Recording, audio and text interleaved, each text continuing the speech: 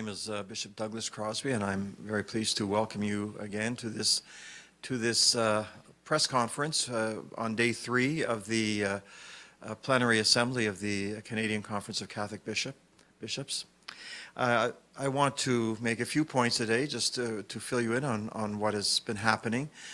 We all woke up early this morning and were at a very special Mass celebrated according to the Eastern Rite of the Church by the bishops of the Ukrainian bishops and the bishops of other Eastern rites, and it was a beautiful Mass sung from beginning to end practically, and an experience for most of us that we haven't had or we don't have very often, and a way of experiencing what our Ukrainian and Eastern Rite brothers do and how they celebrate, and participating in the Eucharist with them. So it was a special celebration for us. When we gathered together a little bit later in the day and in the morning, the first thing on the agenda, because this is a meeting of the conference and there are some very practical things to deal with, we elected the new executive for the coming 2 years, and Bishop Paul-André de Rocher, who is the Archbishop of Gatineau, was elected the president of the conference, and so he will take the chair at the conclusion of this particular plenary meeting, when the gavel drops on Friday at noon. Bishop Lionel Gendron and Archbishop Anthony Mancini were elected co-treasurers, and yours truly was elected the vice president. Currently I'm serving as the co-treasurer. I was elected the vice president. So the four of us will be working together to carry on the work of the conference during the year.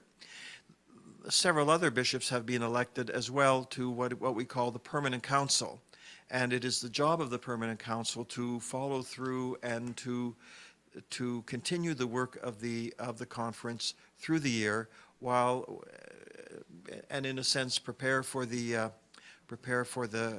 meeting in the coming year. One of the groups that we heard from today was the Standing Committee on the Canadian Conference of Catholic Bishops, the Canadian Catholic Organization for Development and Peace, and they presented a completed study that they have done on establishing more precise criteria for the selection and maintenance of partners for DNP, for Development and Peace, which I think was a very happy, well-received study and well-received process.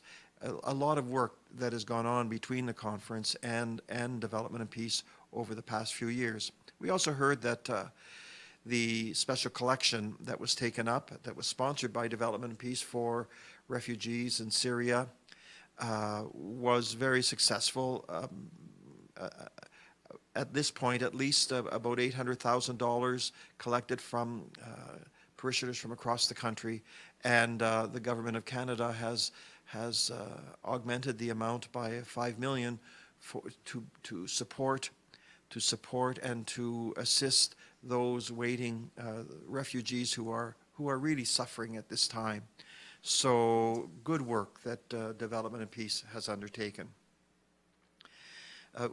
We heard also this morning from our Commission for Relations with ecumenical relations with the Jews, and also a variety of dialogues, but particularly this morning we heard about the dialogue, the Roman Catholic Muslim dialogue, and it was a very interesting discussion, a very interesting presentation. Bishop Ibrahim, who is the Melkite bishop residing in Montreal, the bishop for the Melkite community in Canada, made a presentation from his experience of the Muslims, and also Father Damien McPherson, who is an Augustinian priest working in Toronto, and who sits on the Melkite, or the Muslim Roman Catholic dialogue, also spoke. Very interesting. We learned that I learned that there were about a million, just a little over a million Muslims in Canada, the largest concentration being in Toronto. In fact, that Toronto is the largest city in North America where for the Muslim population. And with about just over 450,000 people. So it's important for us as Roman Catholics to build bridges and to make good connections. And he pointed out that most Muslims, and I think this is important, I thought this was a very important statement, most Muslims in this country, first of all, are happy to be in Canada and are God-fearing, law-abiding, family-loving people who want to live in peace.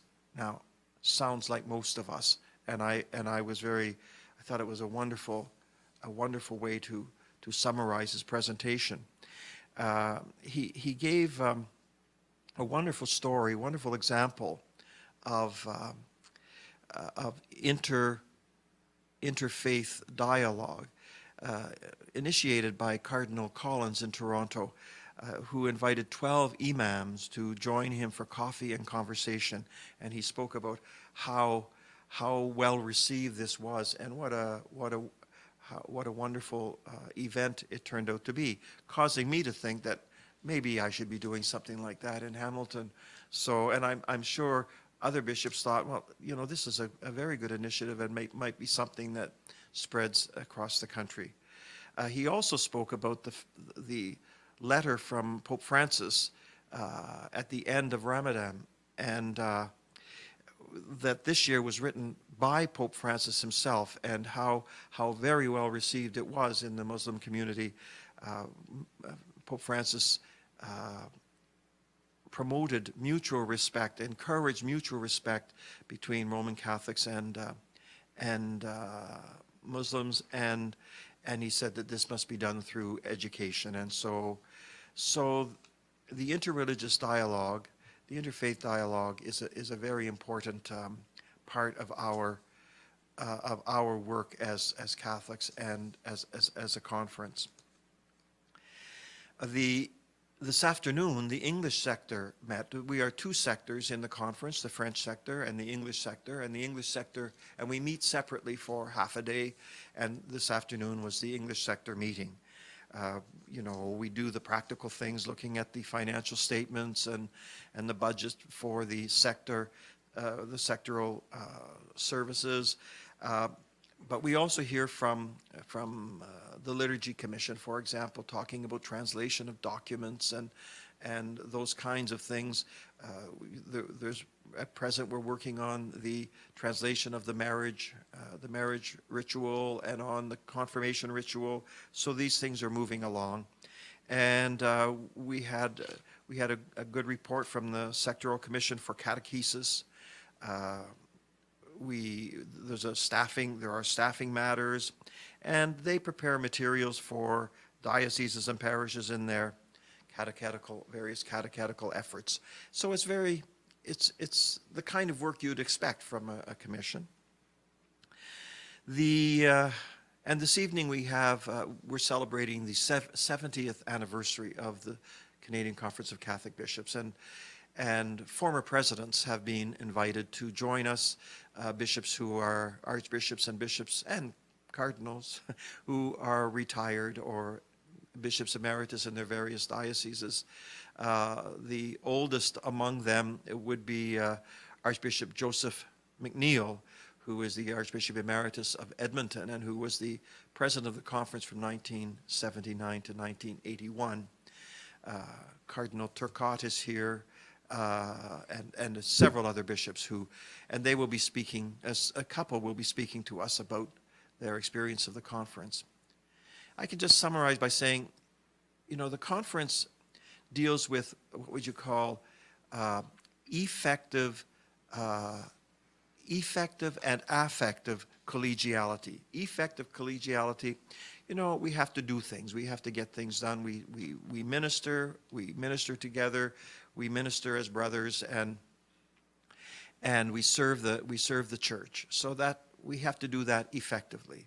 But we must do it affectively as brothers, and so the conference is also there for us to celebrate and to renew friendships and deepen friendships. So affective collegiality tonight, and I always look forward to that.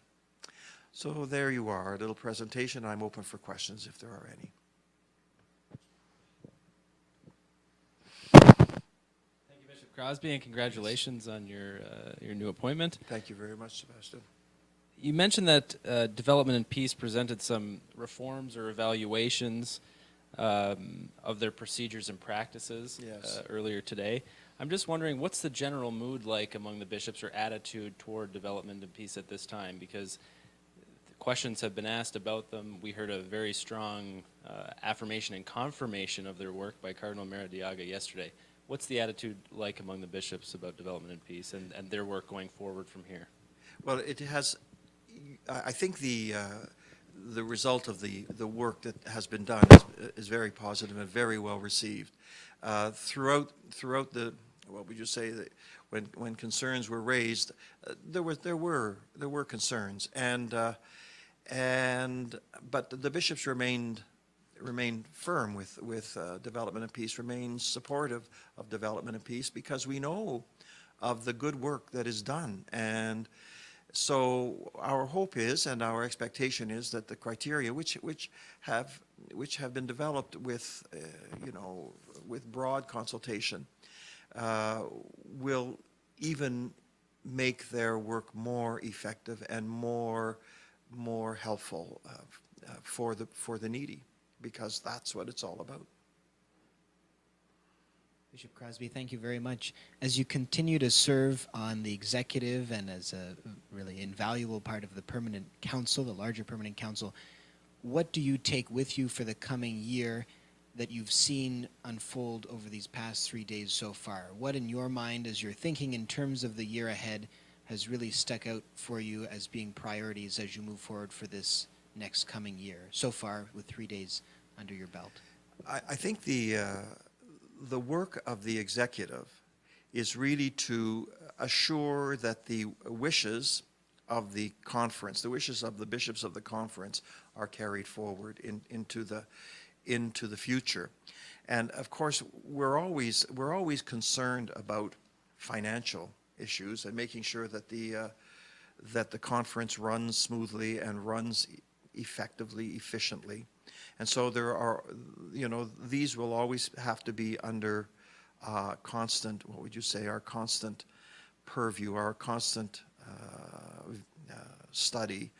But we can't just be focused on finances without being focused on the services that the CCCB provide. And I think what the CCCB provides for bishops is a pastoral perspective, and so that's what we have to do. And I mean, and as we're studying these days, through, as I mentioned, the various dialogues, our work with other churches, our work for the poor, we have to keep doing that, and we have to keep doing it effectively, and we have to keep caring for